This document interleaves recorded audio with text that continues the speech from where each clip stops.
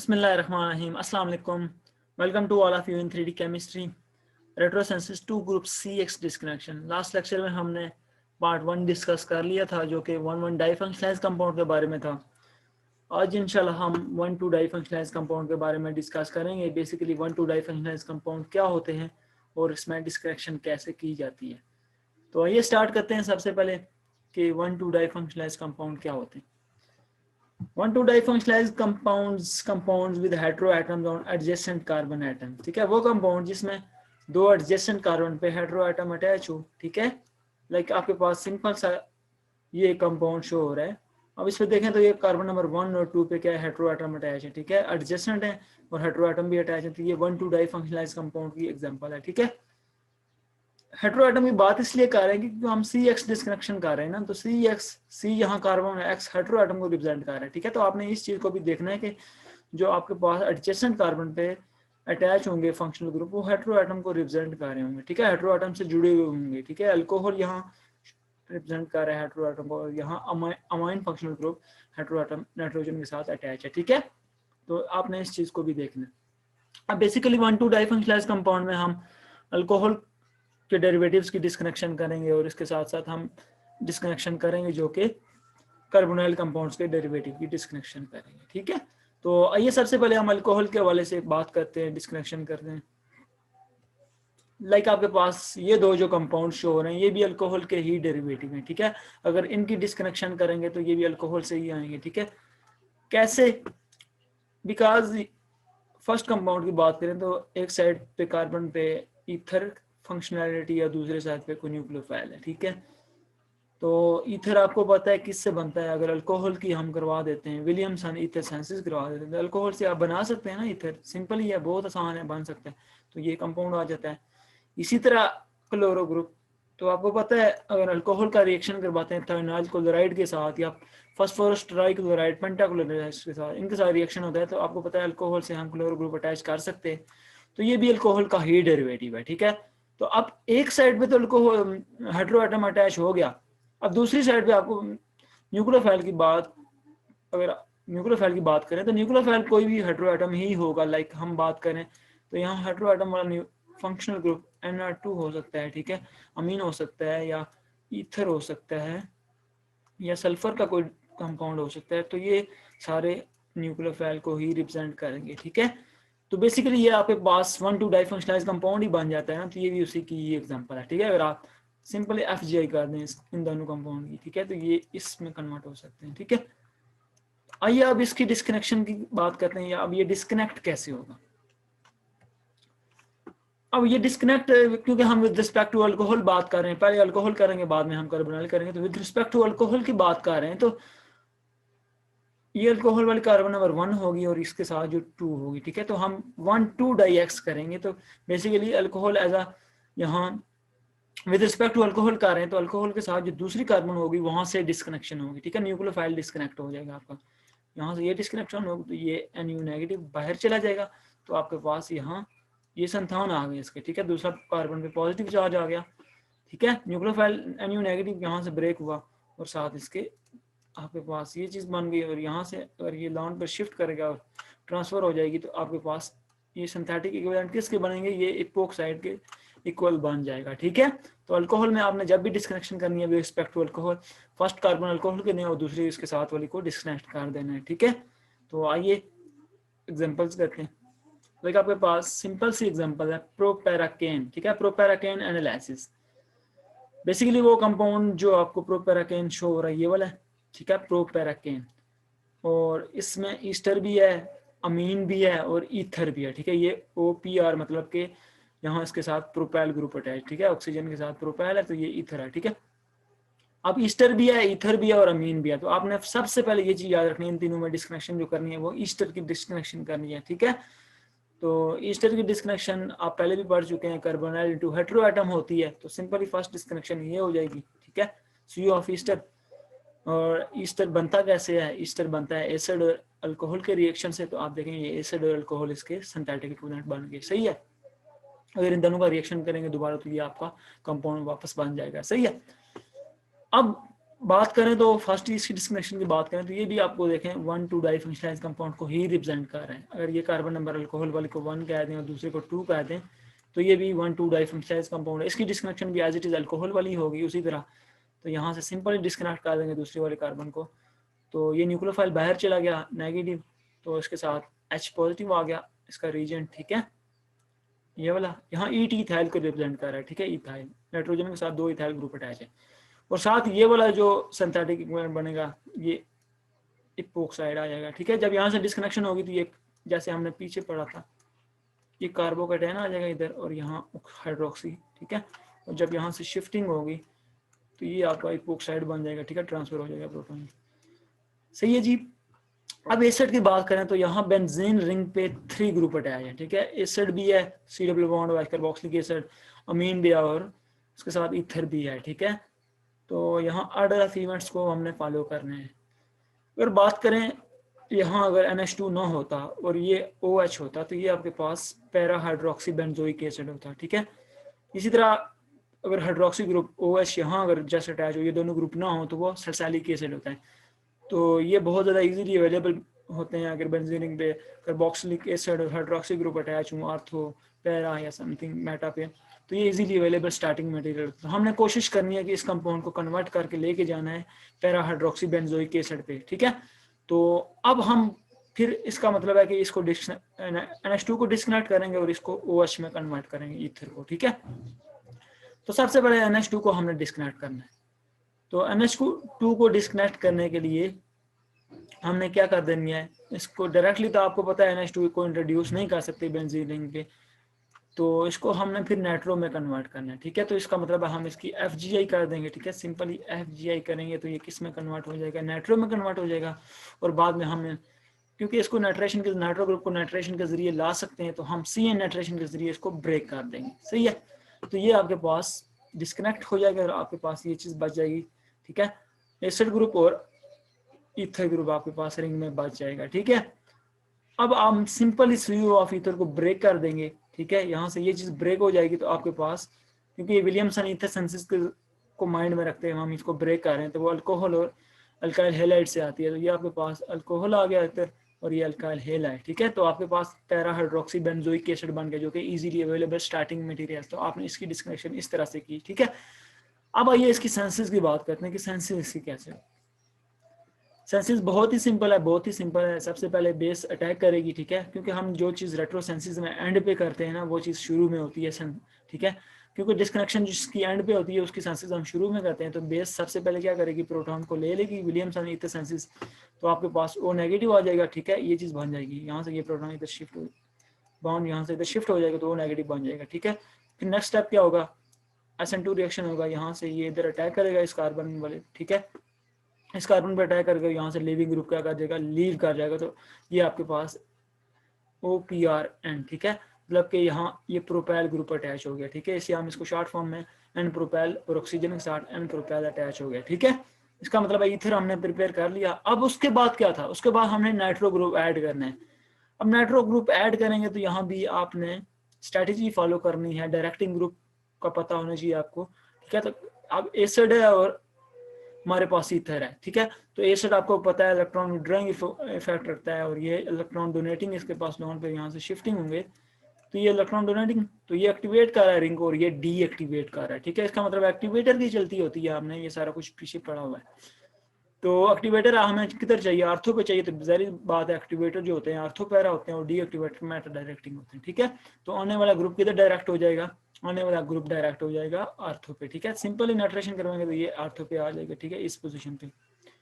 अब उसके बाद हमने नाइट्रो को कन्वर्ट करना था अमीन में, NH2 में कन्वर्ट करना था। सिंपली रिडक्शन करवा दें, H2PDC रिडक्शन, तो ये आपके पास NH2 में कन्वर्ट हो जाएगा, सही है। ये इसमें कन्वर्ट हो गया। अब उसके बाद नेक्स्ट रिएक्शन जो हमने करना था वो ये करना था कि हमने इसको कन्वर्ट करना था, बेसिकली एस्टरिफिकेशन रिएक्शन करवाना था। तो अब क्योंकि एसिड है, अगर आप इसको इसके दूसरे डेरिवेटिव में कन्वर्ट कर रहे हैं एसिड के, लाइक हम इसको बात करें, हम अगर इसको SOCl2 के साथ रिएक्शन करवाएं, फेनॉल क्लोराइड के साथ रिएक्शन करवाएं तो एसिड क्लोराइड बन जाएगा जो कि कार्बोक्सिलिक एसिड से ज्यादा रिएक्टिव है, ठीक है। ये रिएक्टिविटी की बात भी हमने पढ़ी हुई है पीछे, क्योंकि जो एसिड होता है और एसिड क्लोराइड होता है, तो एसिड्स में सबसे ज्यादा जो रिएक्टिव होता है वो एसिड क्लोराइड होता है, ठीक है। तो हम इसको इसमें कन्वर्ट कर लेते हैं। अब इसके बाद लास्ट स्टेप में क्या होगा, स्टेरिफिकेशन रिएक्शन होगा। क्या होगा, स्टेरिफिकेशन रिएक्शन कैसे होगा, बेसिकली अब यहाँ देखें तो ये जो डिस्कनेक्शन हुई थी सबसे पहले, उसमें ये दोनों अलग हो गए थे। तो इसमें जो NH2 अमीन है, सॉरी NH है, ये इस इपोक्साइड पे यहाँ अटैक करेगा और यहाँ से ये बॉन्ड इस तरह से ब्रेक हो जाएगा। दोनों साइड, दोनों पॉसिबिलिटी है, इधर भी अटैक कर सकते हैं, इधर भी। अगर इधर अटैक करेगा तो ये बॉन्ड ब्रेक हो, यहाँ से ये बॉन्ड, तो यहाँ से ये चीज़ ब्रेक होगी, तो आपके पास प्रोटॉन ट्रांसफर होने के बाद ये कंपाउंड बन जाएगा, ठीक है। अब इन दोनों का आपस में रिएक्शन होगा, स्टेरिफिकेशन रिएक्शन, ठीक है। यहाँ से C डबल बॉन्ड और Cl, और ये दोनों अल्कोहल, क्योंकि ये अल्कोहल वाला पार्ट रिएक्ट करेगा और यहाँ से ये वाला इसका रिएक्ट करेगा, तो आपके पास स्टेरिफिकेशन रिएक्शन, आपने पढ़ा हुआ है स्टेरिफिकेशन रिएक्शन क्या होता है, ये आप FSC से पढ़ते आ रहे हैं, तो आप इसको आप मैकेनिज्म इजीली कर सकते हैं। तो आपके पास टारगेट मॉलिक्यूल आपका सिंथेसाइज हो जाएगा, ठीक है। बहुत ही सिंपल है, बहुत ही सिंपल सिंथेसिस है, कुछ मुश्किल नहीं है, आप इजीली कर सकते हैं, ठीक है। आइए नेक्स्ट मूव करते हैं। अब इसके बाद हमारे पास बीटा क्लोरोअमीन, ठीक है। बीटा क्लोरोअमीन इसलिए कह रहे हैं क्योंकि अमीन ये अल्फा पोजीशन और ये बीटा पोजीशन है इसकी, तो इसकी हम डिस्कनेक्शन करेंगे। तो सबसे पहले हम बात करें तो हमने 1,2 डाइफंक्शनलाइज्ड कंपाउंड में अल्कोहल की बात कर रहे हैं, तो इसको हमने अल्कोहल में कन्वर्ट करना है। तो आपको पता है अल्कोहल, अब ये क्लोरो ग्रुप है तो ये हमेशा किससे आता है, अल्कोहल से ही आता है, ठीक है। तो आप सिंपल इसको CCl क्लोरिनेशन के जरिए अगर आप इसको डिस्कनेक्ट करते हैं तो ये बेसिकली अल्कोहल से आता है, तो ये अल्कोहल में कन्वर्ट हो जाएगा। या आप इसकी FGA कर दें, इधर FGA लिख दें तो ये इधर आ जाएगा, ठीक है। अब क्या हुआ, आप देखें तो ये 1,2 डाइफंक्शनलाइज्ड कंपाउंड बन गया। ये अगर कार्बन नंबर अल्कोहल की 1 है और ये 2 है, तो दोनों पे हेटेरो एटम अटैच है, ठीक है। सिंपली 1,2 डाइएक्स करेंगे, डिस्कनेक्शन करेंगे। अल्कोहल को हमने भी, क्योंकि हम अल्कोहल के हवाले से बात कर रहे हैं, तो अल्कोहल को हम रिस्पेक्ट कर रहे हैं, विद रिस्पेक्ट टू अल्कोहल कर रहे हैं, तो ये अल्कोहल से यहाँ से डिस्कनेक्शन हो जाएगी 1,2 डाइएक्स, तो आपके पास एक एपोक्साइड बन गया, ठीक है, जो भी हमने पीछे भी किया था, ये एपोक्साइड बन गया। और दूसरा आपके पास यहाँ से, क्योंकि न्यूक्लियोफाइल N नेगेटिव आ गया था, तो इसके साथ कोई प्रोटॉन आगे अटैच हो गया, ठीक है। तो ये आपके पास कंपाउंड बन गया दूसरा, ये उसका दूसरा एपोक्साइड। अब इसकी फर्दर डिस्कनेक्शन करनी है, तो यहाँ देखें तो अमीन और ईस्टर है, ठीक है। अमीन और ईस्टर है, तो आपको पता है ईस्टर की सबसे पहले डिस्कनेक्शन होगी carbonyl into Easter, carbonyl carbon into oxygen group disconnection होगी, ठीक है, कार्बोनाइल इनटू हेटेरो एटम। तो यहाँ से सिंपल डिस्कनेक्शन करेंगे, एक साइड पे एसिड ग्रुप आ जाएगा और दूसरी साइड पे अल्कोहल ग्रुप आ जाएगा, ठीक है। तो सिंपल ही आप देखें तो ये एसिड ग्रुप आ गया और दूसरा अल्कोहल आ गया, सही है। अब फर्दर डिस्कनेक्शन देखें तो ये 1,2 डाइफंक्शनलाइज्ड कंपाउंड को ही शो कर रहा है, लाइक ये अल्कोहल वाली 1 और ये 2, ठीक है। ये दोनों एडजेसेंट कार्बन पे हेटेरो एटम अटैच है, लाइक यहाँ अल्कोहल है और यहाँ अमीन है, ठीक है, नाइट्रोजन हेटेरो एटम। तो इसकी भी डिस्कनेक्शन उसी तरह होगी, विद रिस्पेक्ट टू अल्कोहल करेंगे तो यहाँ से डिस्कनेक्ट हो जाएगा। तो एक साइड पे आपका इपोक्साइड बन गया, ठीक है, और दूसरी साइड पे बेंजीन रिंग पे NH2 और C डबल बॉन्ड OH, ठीक है। 1,2 अगर पोजीशन पे हो तो इसको हम एंथ्रानीलिक एसिड बोलते हैं, ठीक है, एंथ्रानीलिक एसिड, ठीक है। तो ये बहुत ज़्यादा इजीली अवेलेबल स्टार्टिंग मटेरियल है, ये एंथ्रानीलिक एसिड आपका जो है स्टार्टिंग मटेरियल आ जाएगा, ठीक है, बहुत ज़्यादा इजीली अवेलेबल है। बहुत ही सिंपल डिस्कनेक्शन हुई, आप देखें हमने सबसे पहले इसको क्लोरो ग्रुप को FGI करके या CCl क्लोरिनेशन के जरिए अल्कोहल में कन्वर्ट किया, 1,2 डाइएक्स किया, फिर ईस्टर का ब्रेकिंग हुआ और लास्ट में आपका 1,2 डाइएक्स दोबारा हुआ, तो आपके पास एंथ्रानिलिक एसिड आ गया, ठीक है। तो आइए सेंसिस की बात करते हैं। सेंसिस बहुत सिंपल है। अब सेंसिस क्योंकि हमने 2 दफा इपोक्साइड को लाइक यूज किया था डिस्कनेक्शन में, हम देख रहे थे कि 2 दफा आया था। तो बेसिकली एक्सेस में अगर आप इपोक्साइड को यूज करेंगे, एंथ्रानिलिक एसिड के साथ रिएक्ट करवाएंगे, तो ये आपके पास जो फर्स्ट जो एक्सेस में यूज करेंगे तो आपके पास ये वाला प्रोडक्ट दे देगा, ठीक है। और फर्दर इसकी अगर आप POCl3 के साथ रिएक्शन करवाते हैं तो यहाँ क्लोरो ग्रुप आपका आ जाएगा, जो कि आपका टारगेट मॉलिक्यूल होगा। बहुत ही सिंपल सेंसिस है, बहुत ही सिंपल है। अगर थोड़ा सा मैकेनिज्म की तरफ जाएं तो उसमें क्या होगा, बेसिकली होगा क्या, देखें यहाँ से ये लोन पेयर ऑफ नाइट्रोजन जो है ये अटैक करेंगे इधर, ठीक है, इस पे इपोक्साइड और ये बॉन्ड इस तरह से ब्रेक हो जाएगा, ठीक है। तो फिर क्या होगा, यहाँ नेगेटिव चार्ज आ जाएगा और N पॉजिटिव बन जाएगा, ठीक है। जब N पॉजिटिव बनेगा तो यहाँ से प्रोटॉन का ट्रांसफर होगा और आपके पास NH आ जाएगा, ठीक है। और ये आपके पास ये चीज़ बन जाएगी फर्स्ट स्टेप में। लाइक हम इसको थोड़ा सा अगर देख लें तो ये इस तरह हो जाएगा ऐसे, ठीक है। और यहाँ से N पॉजिटिव H और यहाँ आपका कार्बोक्सिल ग्रुप उसी तरह आ जाएगा, ठीक है। और ये चीज़ आगे जुड़ जाएगी इसी तरह, ठीक है। कार्बन नंबर 1 2 और O नेगेटिव इधर आ जाएगा, ठीक है, 3 इस कार्बन पे O नेगेटिव है। और ये फर्दर जब प्रोटॉन का ट्रांसफर होगा तो आपके पास ये चीज़ बन जाएगी, ठीक है, ये वाला कंपाउंड बन जाएगा, ये वाला नीचे वाला। सही हो गया। उसके बाद क्या होगा, स्टेरिफिकेशन रिएक्शन, ये अल्कोहल और ये एसिड आपस में क्या करेंगे, स्टेरिफिकेशन रिएक्शन करेंगे, ठीक है। स्टेरिफिकेशन रिएक्शन हमने पढ़ा हुआ है, तो वो फिर ये चीज़ दे देगी, ठीक है। और लास्ट स्टेप में क्या होगा, लास्ट स्टेप में दोबारा फिर ये लोन पेयर ऑफ नाइट्रोजन इस पे अटैक करेंगे, ठीक है, इस पे इपोक्साइड पर, यहाँ से ये बॉन्ड ब्रेक हो जाएगा इसी तरह।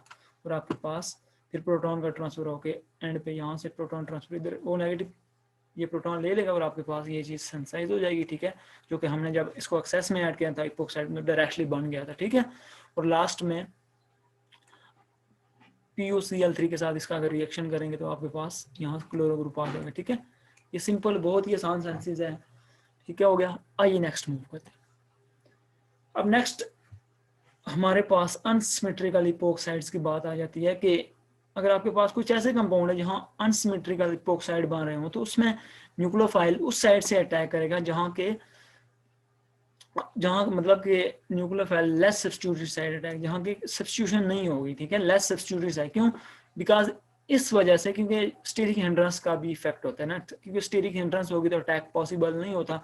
तो अनसिमेट्रिकल इपोक्साइड में न्यूक्लियोफाइल वहां से अटैक करेगा जहां से कार्बन क्या होगी, सब्स्टिट्यूटेड नहीं होगी। लाइक आपके पास देखें तो एक साइड पे फिनाइल ग्रुप अटैच है, दूसरी साइड पे कोई ग्रुप अटैच नहीं है, तो इसका मतलब है न्यूक्लियोफाइल यहाँ से इजीली अटैक कर सकता है, यहाँ से अटैक पॉसिबल नहीं है बिकॉज स्टेरिक हिंड्रेंस होगा, ठीक है।